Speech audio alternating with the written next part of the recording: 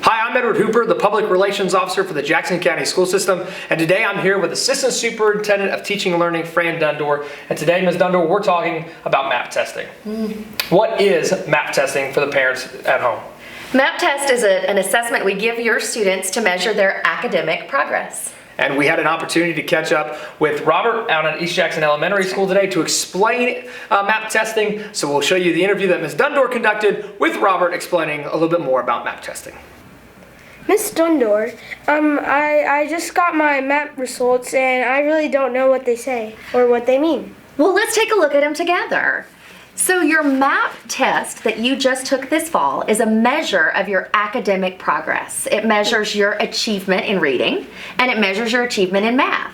So let's take a look at what you have here. What is this number? This number is called your RIT score. It's an overall score that is given to you based on your comparison to other students across the country. And it's a number that isn't tied to your grade level. So what grade are you in?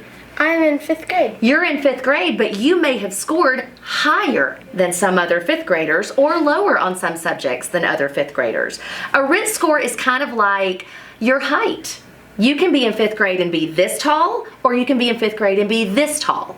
And that just tells us how we need to support you as you grow as a learner. What does this chart tell us?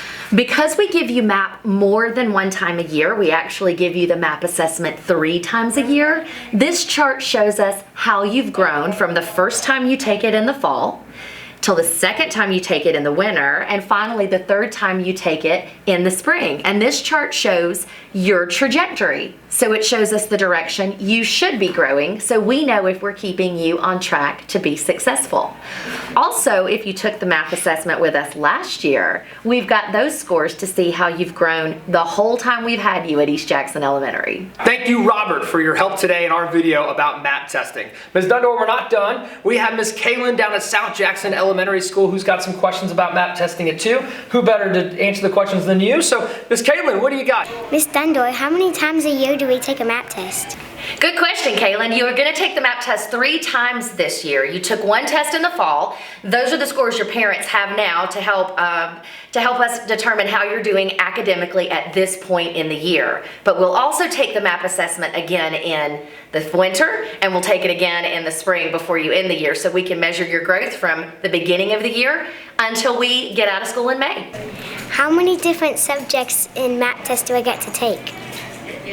We give the MAP assessment in reading, in ELA or language usage, and we give it in math also. And we give that assessment to you, as I said, 3 times a year, so we're able to determine your growth as a learner, as a thinker, a mathematician, and a language user from the beginning of your school year until the end of your school year, so we know how to support you.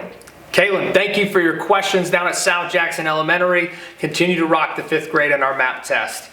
Ms. Dundor, thank you very much. And for parents that need more information on MAP testing and more about Jackson County Schools, then go to our website, jacksonschoolsga.org.